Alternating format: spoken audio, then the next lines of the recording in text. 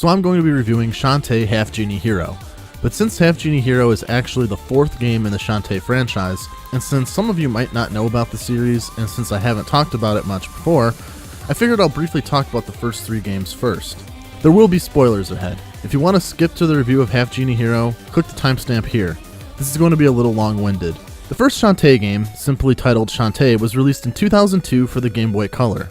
Keep this date in mind because it will come up again in a bit. It was developed by WayForward Technologies and published by Capcom. Now, why is the year 2002 so important? Well, the Game Boy Advance was released in 2001, meaning that Shantae was considered out of date by many people at the time, being a Game Boy Color game and not a Game Boy Advance game. This is due to Capcom basically delaying the release of the game. Because of this, the game was lost in obscurity, not selling many titles and not really emerging as the great Metroidvania side-scroller that it is. Additionally, since not many copies were made, this game is extremely rare. I mean, look at how much it's going for on eBay. That being said, it is on the 3DS Virtual Console, and it is totally worth buying it on there. The game features a great soundtrack from Jake Kaufman, who works on all of the Shantae games, detailed sprites, and great use of the Game Boy Color's color palette. The game looks great for a Game Boy Color game, especially if you're like me and enjoy the 8-bit style of graphics. The only downside to playing on the 3DS is that you are unable to get the Tinkerbat dance on the 3DS version without going into a debug mode. The Tinkerbat dance was unlocked if you talked to a specific NPC in the game while playing the game on a Game Boy Advance, instead of on a Game Boy Color. But that's not possible on the 3DS, however you do get to benefit from the 3DS's save states. The Shantae series follows the character Shantae. She was featured in our Waifus video from February. You can click here to go to that video. Shantae is a half-genie, meaning her mother was a genie, her father was a human adventurer. She never met her parents and was instead raised by her uncle Mimic. The games take place in the fictional world of Sequinland. Historically, Sequinland was protected by guardian genies, who lived alongside humans and protected them from danger. Due to an unexplained reason, the genies disappeared, leaving Shantae as the only remnant of their existence. Shantae then assumed the role of the town Scuttletown's protector. The main story for the first game is that a pirate gang of Tinkerbats, led by Risky Boots, attacks Scuttletown and steals a steam engine that Mimic was working on. It is revealed that 4 elemental stones could power the steam engine, and that if Risky were to get her hands on the stones, she could use the engine to create a very powerful weapon. So Shantae sets out to retrieve the stones before Risky and stop her evil plan. The game ends with Risky revealing that she was using Shantae to get the stones for her, which she then steals from Shantae and makes a giant mecha ship using the steam engine's designs. Shantae destroys the ship and is sent to the genie realm, where she first meets the other genies. They extend an invitation to Shantae to stay with them, but she refuses because she wants to be with her friends, and they send her back to Sequinland. Shantae is most known for being able to use her magic hair as a weapon, which she uses like a whip to kill enemies, and as being a dancer. These dances help her transform into an assortment of animals and monsters which help her traverse the environment, solve puzzles, and fight monsters. In the first game, there were 4 transformations: the monkey, the elephant, the spider, and the harpy, each giving Shantae access to various different abilities. These dances are performed by pressing select, which enters into a dance, and then inputting a specific button combination in rhythm to the music playing. Some of these combinations get really long.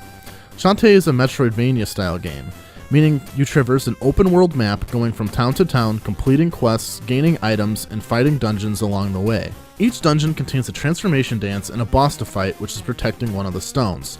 There are a lot of items to find in the map, including fireflies, baby warp squids, power-ups for the transformation, and extra hearts. Shops are also found in towns, giving Shantae access to armor, new attack techniques, fighting gear, attack items like pike balls, which surround Shantae and damage enemies, or a fireball attack. Each town has various people to talk to give you quests, mini-games to find, and a bathhouse which is used to heal. Given that it's a Metroidvania, there will be a lot of backtracking to previous areas once you get a new power-up or ability that lets you access new areas in older maps. This can get tedious if you are not into that style of game. The map is all interconnected as well, so you are able to access all towns and parts of the map by traveling left or right on the screen. Sometimes this also feels a little tedious, as sometimes towns are really far apart. However, in addition to the animal transformation dances, you have the ability to learn dances which teleport you to a desired town. It also featured a day and night cycle, similar to that in Simon's Quest, but the transition is a lot less annoying. At night, enemies do more damage and take more hits before they die. Additionally, you can only find certain items, such as fireflies, at night. This is a feature that was done away with in the later games. The first Shantae introduces us to the rest of the game's core cast of characters. The obvious being Shantae, but we are also introduced to reoccurring characters like Uncle Mimic, Shantae's uncle who is also a kind of mad scientist inventor, Mayor Scuttlebutt, various reoccurring NPCs, Bolo, who is Shantae's friend and sparring partner. Bolo is kind of empty-headed and is a town screw-up, but is loyal and hardworking, and is known for falling for girls easily, and he develops a strong crush on the main antagonist Risky Boots, the evil pirate and creator of the Tinkerbats. Sky, Shantae's childhood friend who is an expert bird trainer and runs an aviary, and Roddy Tops, a mischievous and flirtatious zombie who likes messing with Shantae. She often threatens to eat her brains, but also looks at her as a friend. She lives with her brothers. If you haven't noticed by the female character designs, the games have a definite aura of fan service surrounding them. That continues throughout all 4 games and has kind of become a signature art design for the series. I mean, the sprites have jiggle physics, and every female character is well endowed. Even enemies like archers, scorp gals, mermaids, naga, bat gals, spider women, slime girls, ghost waifus, and mud monsters that look like Venom. What the fuck? The creator of the game has been quoted saying they had marketing issues because of this because it's too sexy for a kid's game. The Shantae game is also known for its humor. Each game is full of funny quips, puns, fourth wall breaks, innuendos, and somewhat surreal humor that I find myself laughing out loud at while playing the games. There were 2 sequels slated for the series. Shantae 2, Risky Revolution, also known as Shantae Advance for the Game Boy Advance, and Shantae Risky Waters for the Nintendo DS. Both of these games were cancelled due to the fact that no publisher would pick up the titles. But Shantae Advance was actually completed, just never released, and WayForward actually did a livestream playthrough of the game back in 2013. In 2010, a Shantae sequel was finally released, however. Originally released for the Nintendo DSi as a download-only game, Shantae Risky's Revenge has been brought to the Nintendo 3DS, Wii U, PC, and PS4. Risky's Revenge was developed and published by WayForward Technologies, meaning Shantae is no longer published under Capcom. Risky's Revenge uses many of the same assets that were to be used in the GBA games. The plot for Shantae Risky's Revenge is that Mimic is showing off a lamp that he has found during one of his relic hunting gigs. Risky Boots shows up and steals the lamp. Shantae goes after her looking for 3 hidden magic seals which can be used to release the lamp's magic. She learns that the seals are held by the Barons of Sequinland, the Ammo Baron, Squid Baron, and Hypno Baron. These barons later become reoccurring characters as well. Once possessing the 3 seals, Shantae confronts Risky Boots. Risky uses the lamp to seal Shantae's magic and create an evil clone of Shantae. Shantae defeats the evil clone but loses her magic powers as a result. She returns to her lighthouse to face the future as a regular human.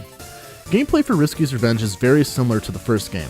It's an open-world, side-scrolling Metroidvania-style game. You will again find yourself backtracking through towns and maps you've already been to, and finding new items and abilities which help you find new areas.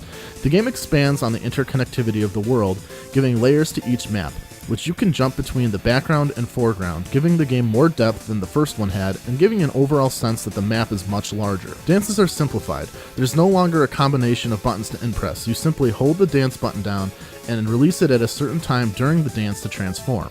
Risky's Revenge only features 3 transformations: the monkey, the elephant, and the mermaid.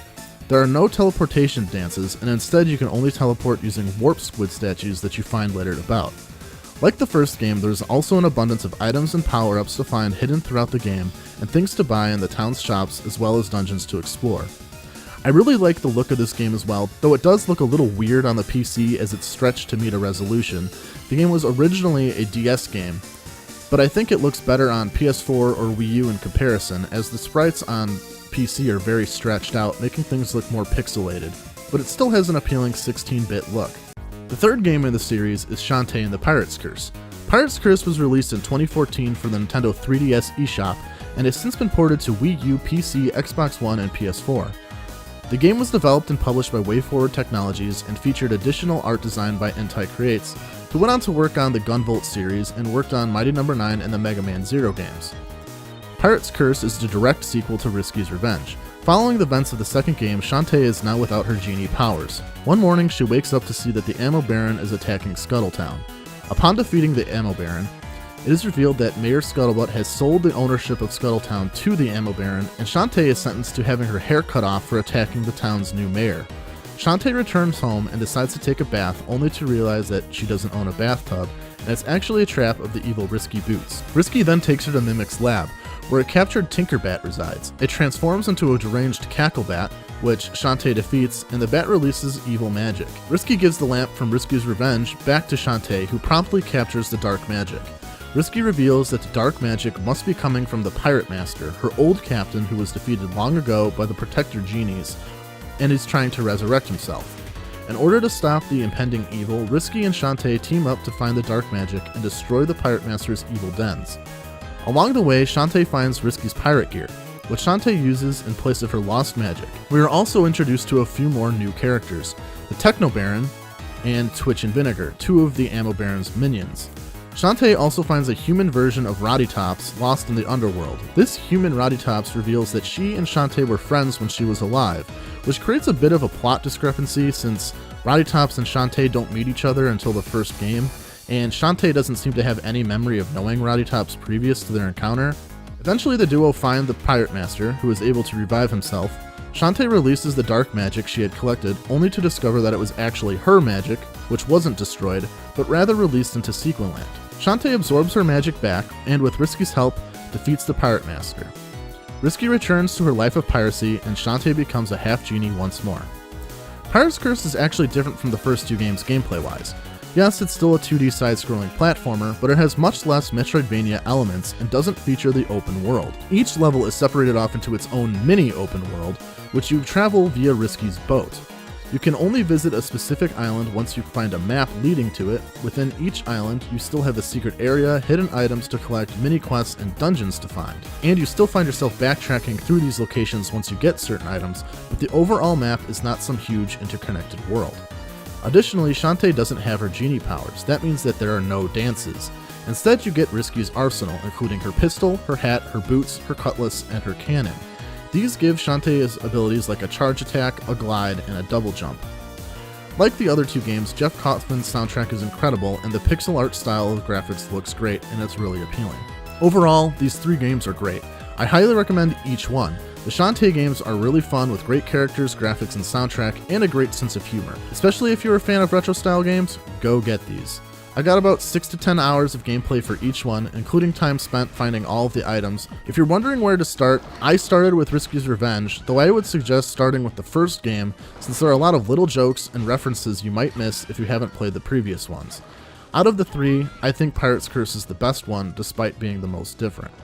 Shantae also makes some cameo appearances in WarioWare DIY for the DS, Mutant Mudds, Runbow, and Hyperlight Drifter, and is going to be featured in the upcoming RPG Indivisible, alongside other characters like Shovel Knight and Juan from Guacamelee. Shantae, Half-Genie Hero. Okay, on to the main attraction, the review of Shantae, Half-Genie Hero. Shantae Half-Genie Hero was released just last year, 2016, on the PC, PS4, Xbox One, Wii U, and Vita, but was announced all the way back in 2013, and was birthed by its successful Kickstarter campaign. It just goes to show you, not all Kickstarters are horror stories like Mighty No. 9. You have your Shovel Knights and your ukuleles and Shantaes in there too. The Kickstarter raised over double what WayForward was asking for it. The most noticeable difference right away between Half-Genie Hero compared to the other games is that the pixel sprite art design of the previous games is gone, in favor of a hand-drawn anime-style art created by Inti Creates. The game looks great, the animations are fluid and detailed, and everything looks great in motion. Character models and enemy models all look good. The backgrounds are pleasant to look at as well. I really enjoy the look of the game. It reminds me of the DuckTales remaster, which WayForward also worked on.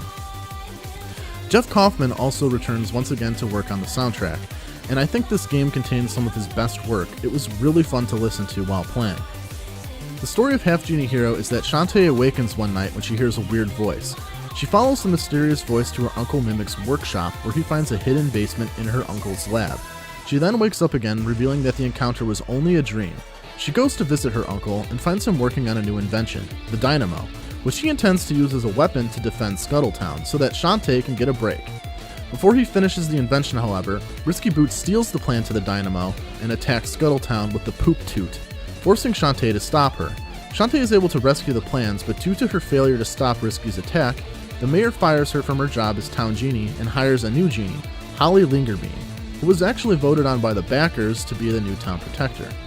Without a town to protect, the game sees Shantae traveling around, searching for the parts that Mimic needs to finish the dynamo, as well as helping various people she meets on her encounter. The action platforming gameplay of the previous game returns, as does the fan service and the sense of humor. It's actually really funny. One of my favorite moments in the game is during the boss fight against Squid Baron, because it's full of fourth wall breaking hilarity and I found myself laughing throughout the dialogue. No!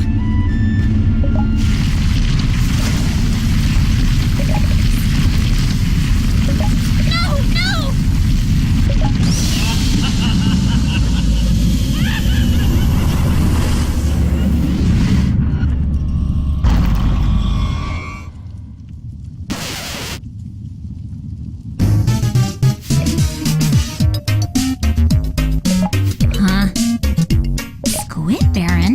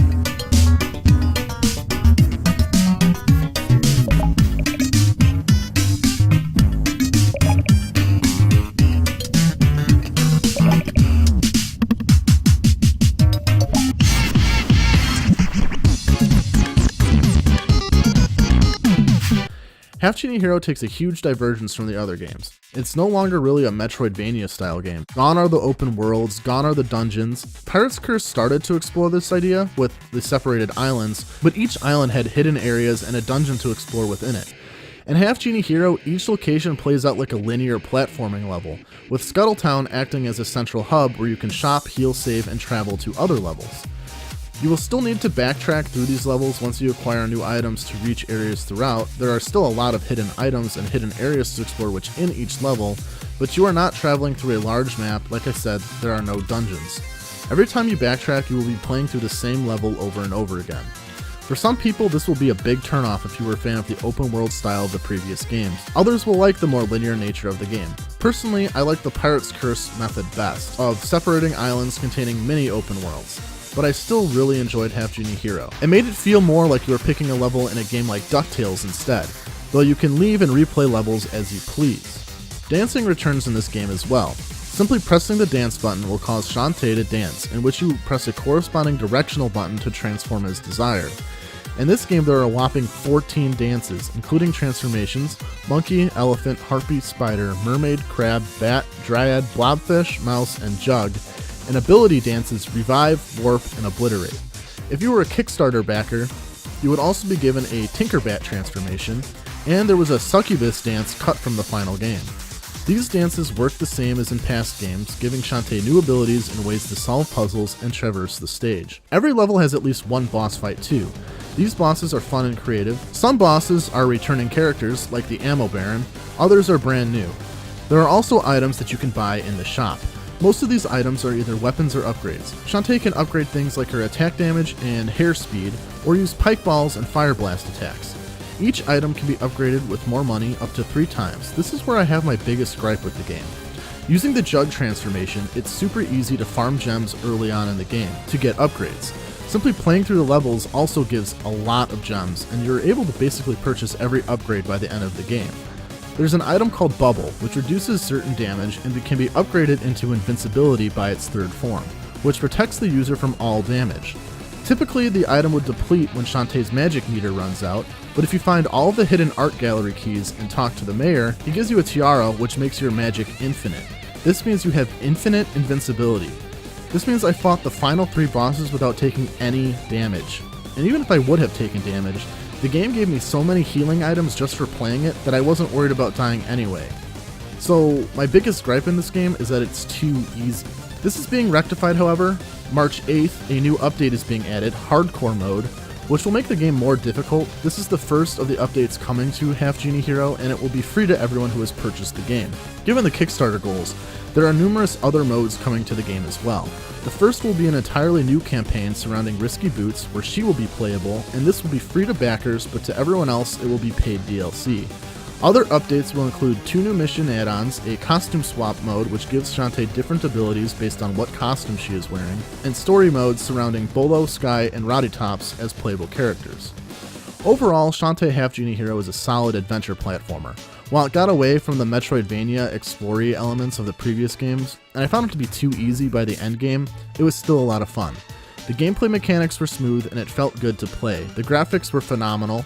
I did run into some issues with my sound where it would skip or stutter every once in a while, but it wasn't game breaking and it never lasted long.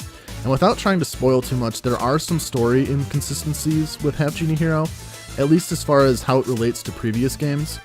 That said, the soundtrack is great and fun to listen to, and I really enjoyed it while playing, and the story is enjoyable for fans and newcomers of the series alike. Like I said, I would recommend playing the series from the earliest game possible just because of the subtle references or inside jokes featured between games. I really regret not playing Half-Genie Hero before the year ended. It definitely would have made my top 5 games of the year list, which you can click here to watch my actual end of the year list. I will continue to review the series as updates come out, starting with the major ones, most likely the Risky Boots mode being first, so stay tuned. In the meantime, go give this game a go yourself.